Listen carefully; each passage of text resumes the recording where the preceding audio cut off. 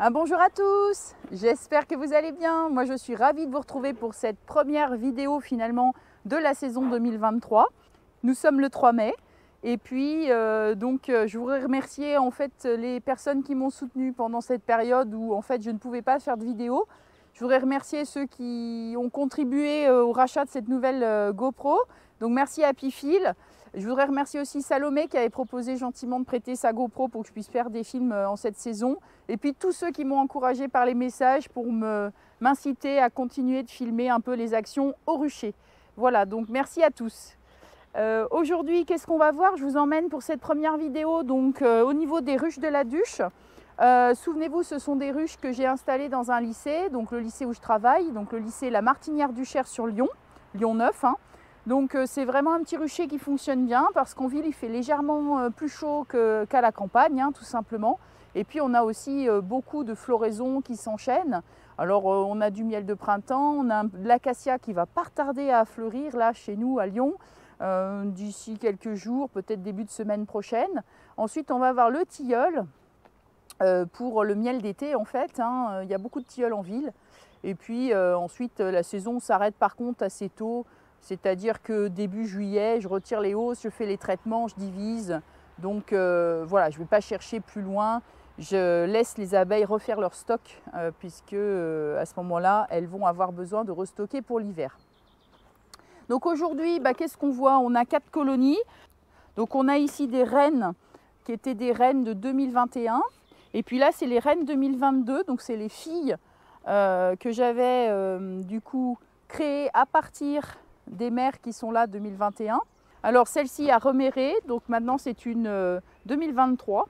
Et puis là c'est une 2021, vous voyez, sur 2 hausses. Donc, alors petit bilan de ce qui s'est passé jusqu'à présent.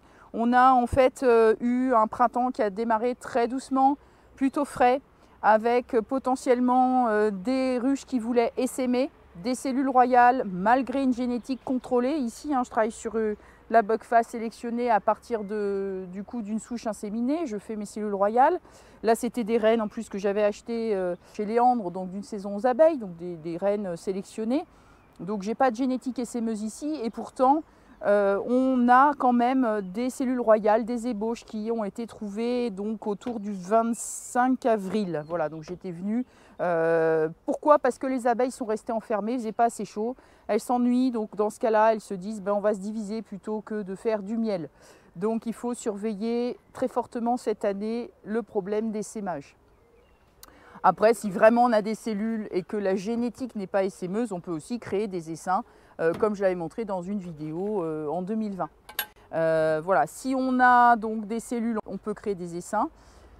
On peut casser les cellules pour maintenir nos colonies. Enfin, on a plein de choix possibles. Et puis, dernière chose qu'on va peut-être faire aujourd'hui ici, c'est dégraisser, entre guillemets. Alors, le mot dégraisser, c'est un peu moche, mais décongestionner la ruche, c'est-à-dire le corps ici contient énormément de couvain. Donc, en fait, ce qu'on va pouvoir faire, c'est retirer du couvain pour laisser de la place à la reine pour pondre en rajoutant des cadres de cire à bâtir. Donc qui vont occuper les abeilles et qui vont permettre à la reine d'avoir à nouveau de la place. Et donc anticiper le problème d'essaimage.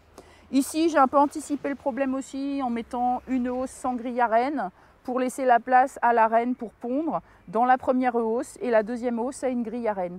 Donc ça peut être aussi une solution que vous pouvez trouver. Je travaille toujours aussi, vous voyez, avec les food chambers, donc les colonies qui démarrent un peu moins fort au printemps. Je leur mets donc une demi-hausse. Et cette demi-hausse permet de moins refroidir la colonie qui n'est pas forcément prête encore à avoir une hausse, mais qui commence à faire de l'espace pour la colonie. Voilà, puis celle-ci, elle a reçu donc une hausse ensuite parce qu'elle était prête, évidemment. Allez, on fait un tout petit tour ensemble.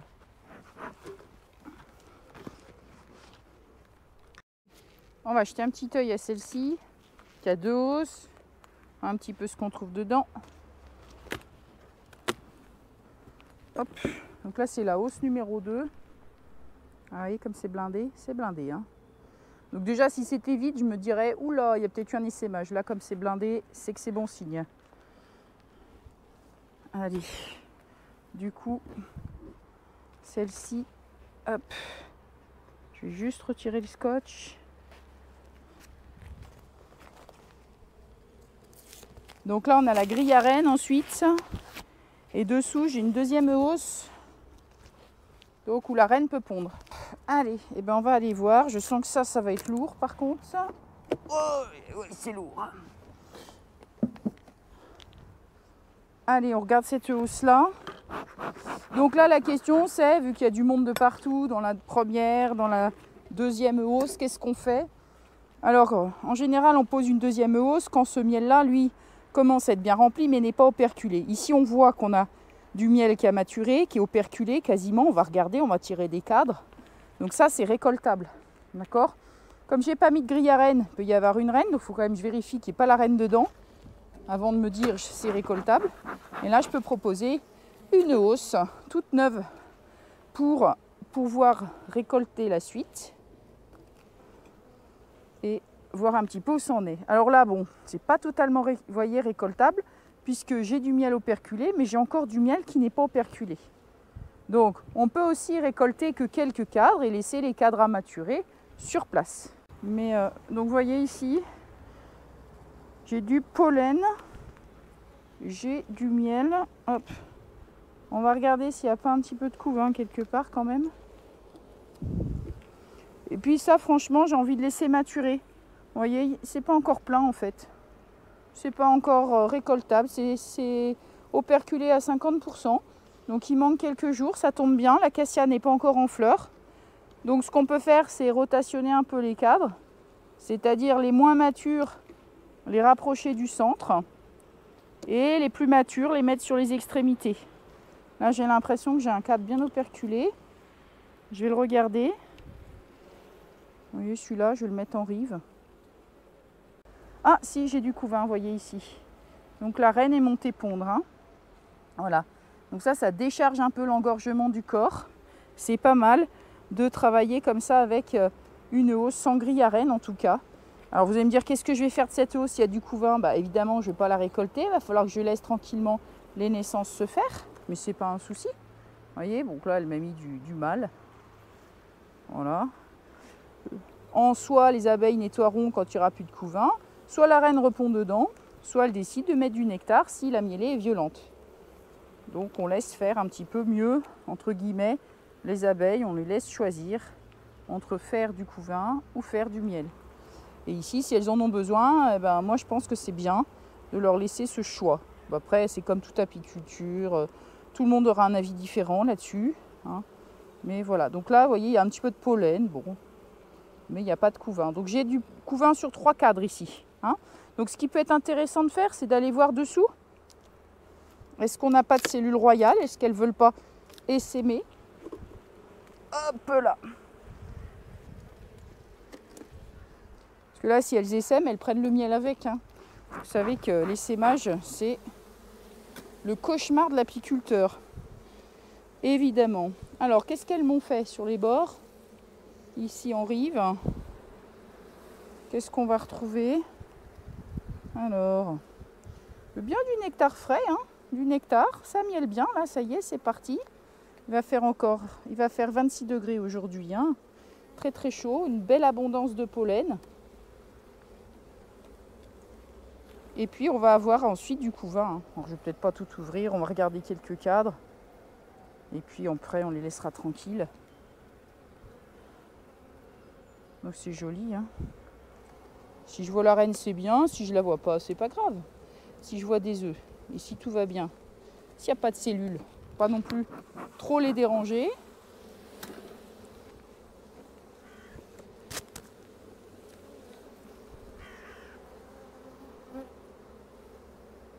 Donc là, il y a du couvain ouvert et du couvain fermé. Donc ça, c'est bon signe, c'est qu'il y a de la place pour pondre. Je vois une petite... C'est quoi ça? La musette, ça va, c'est rien.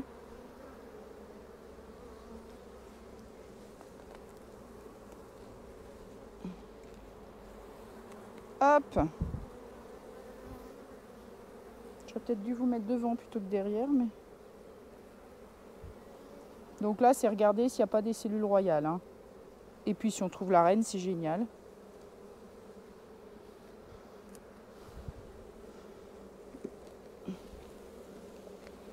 Et voilà, elle est là, la reine. Regardez comme elle est belle. Une belle reine 2021. Belle, hein? Donc là, c'est super. Elle est sur son cadre de corps. Je vais les laisser tranquilles. Je n'ai pas vu de cellule royale sur les 4 premiers cadres. J'ai envie de dire, il n'y a pas de raison qu'il y en ait sur les autres. Sinon, il y en aurait déjà eu s'il y avait une chèvre d'essaimage. La reine, je l'ai vue. Donc, je vais m'arrêter là. Je vais remonter la colonie. Une colonie, il ne faut pas la visiter très longtemps. Il faut regarder ce qu'il y a à voir. Il faut les laisser bosser. Il faut les laisser tranquilles. Mais je suis obligée quand même d'un autre côté de contrôler un petit peu si je veux m'assurer de ma production de miel. Donc ici, vous voyez, le fait d'avoir mis une hausse sans grille à reine, ça me permet de visiter normalement moins souvent. Parce que je suis rassurée que la reine puisse aller pondre dans la hausse. Et du coup, il y a très peu de blocage de ponte finalement qui pourrait provoquer l'essaimage. Allez les filles, hop.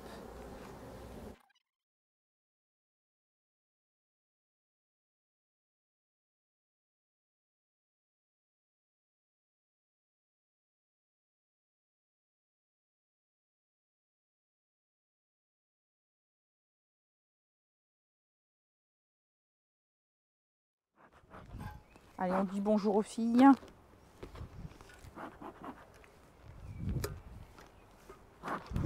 Et on regarde un petit peu la hausse. Alors, on n'en fume jamais trop la hausse pour pas que le miel prenne l'odeur de la fumée. Alors, j'avais mis des cadres à bâtir. Donc, vous voyez, c'est pas exceptionnel. Ça n'a pas vraiment bâti plus que ça. C'était une colonie qui a fait un remérage aussi. Donc, elle a pris un petit coup, on va dire, de ralentissement. Voilà, donc là, on a un cadre qui commence à être bâti et qui commence à être rempli de nectar. Voilà.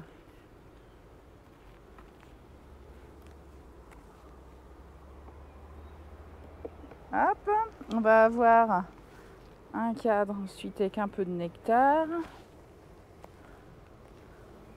Ici, voilà, donc ça rentre tout doucement. Hop. Voilà, mais c'est pas foufou si je vous monte par-dessus. Voilà ce qu'on a dans la colonie. On va aller voir la food chamber. Alors, le principe de la food chamber, la demi-hausse, c'est quoi? On a une limace, j'adore. Je déteste les limaces. Donc, le principe de la food chamber, c'est effectivement de laisser les abeilles au printemps monter dans cette structure, de mettre du miel de côté. Ce miel de côté, en général, je ne le touche pas. Je le laisse aux abeilles pour la fin d'été. Quand on récoltera la dernière hausse, elles auront encore tout ce miel pour elles, pour le restocker éventuellement dans le corps. Voilà, donc du miel de printemps, là pour l'instant, toute fleur. On voit qu'il commence à être operculé. C'est tranquillou, hein. On a eu un remérage, donc un changement de reine, donc ça fait perdre du temps aussi à la dynamique de la colonie. Hein. Donc elle a un peu pépère celle-là, hein. Elle n'est pas super forte. Mais vous voyez qu'elle va démarrer, elle va être prête pour l'acacia, donc c'est cool. On peut jeter un petit œil au corps, vraiment par curiosité, parce que j'ai la caméra, du coup que vous avez envie d'en voir plus. Et vous voyez, j'ai un problème avec mes hausses, c'est que finalement, pas mes hausses d'une manière générale, qui sont en bois avec les corps, hein, c'est que ça se déforme dans le temps, vous voyez, puis après je suis obligée de scotcher. Et c'est pas évident ensuite pour visiter. Mais bon, allez, on soulève cette demi-hausse et on va regarder un petit peu ce qui se passe dans le corps. C'est la première reine que j'ai marquée de la saison.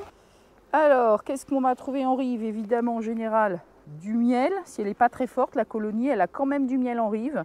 Alors que les plus fortes, vous avez du couvain qui peut se trouver en rive. Hein. Donc, il faut faire attention d'ailleurs de ne pas le refroidir quand vous tirez vos cadres. Là, qu'est-ce qu'on a? Eh bien, je dirais de la réserve aussi. Hein. Pas mal de réserve dans cette colonie. Hop, je vais décaler. Ensuite, c'est lourd. Du couvain de mâle. Donc vous voyez le couvain en forme de petit grain de maïs là. Une petite amusette. Il faut qu'on trouve la reine. Est-ce que je vois de la ponte là-dessus? Donc il y a du couvain ici encore, hein, qui n'est pas operculé, du couvain de mâle. Voilà, donc un cadre à mâle. Donc un cadre avec du couvain de mâle. Ensuite, on va trouver quoi? On va trouver encore des cellules de remérage. Alors, qu'est-ce qui s'est passé? Ils ont encore changé la reine, là. C'est fou, hein? Regardez toutes les cellules que je trouve. Alors, c'est des cellules qui se trouvent en cœur de couvain. Donc, c'est des cellules dites de remérage.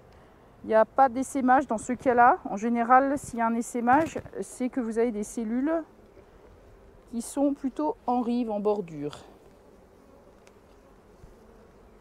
Donc là, on va leur laisser. Je vais quand même vérifier si je ne trouve pas la reine. Donc un cadre de couvain. Ouais, si elles font remérage sur remérage, n'est pas sorti de l'auberge. Hein. Bon, on verra. Il y a peut-être eu un souci ou...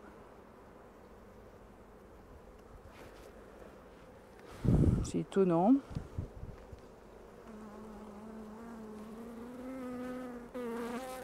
Là, il y a de la nourriture. Du coup, quand c'est comme ça, là, donc il y a une autre cellule, on voit, avec de la gelée royale. Donc c'est une cellule royale. Donc ça sert à rien que je laisse toutes ces cellules royales, hein, d'ailleurs. Il va falloir que j'en élimine quelques-unes ou que j'en profite pour créer un essaim. C'est aussi une possibilité. Là, il y en a encore, hein, des cellules. Oh, c'est dingue, hein. C'est dingue. C'est vraiment une année bizarre.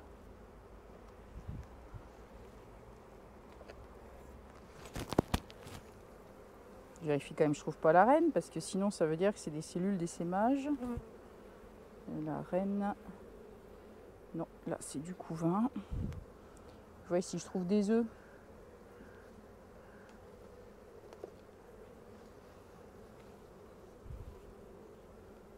De la nourriture également.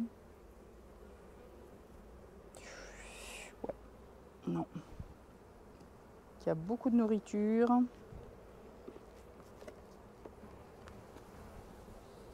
Là, c'est un cadre avec beaucoup de couvain de mâle. Et on n'a pas vu la reine. Bon, vous savez ce que je vais faire. Je vais garder le cadre qui avait beaucoup de cellules royales. Et les autres, je vais créer des essaims. Je vais récupérer. Ça, on a dit que il n'y a pas de cellules là-dessus. Hein. C'est juste de la nourriture. Ok. Celui-là.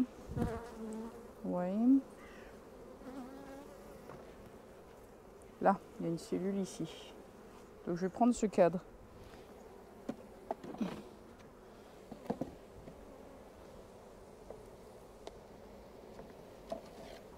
Je vais lui mettre une cire gaufrée à la place.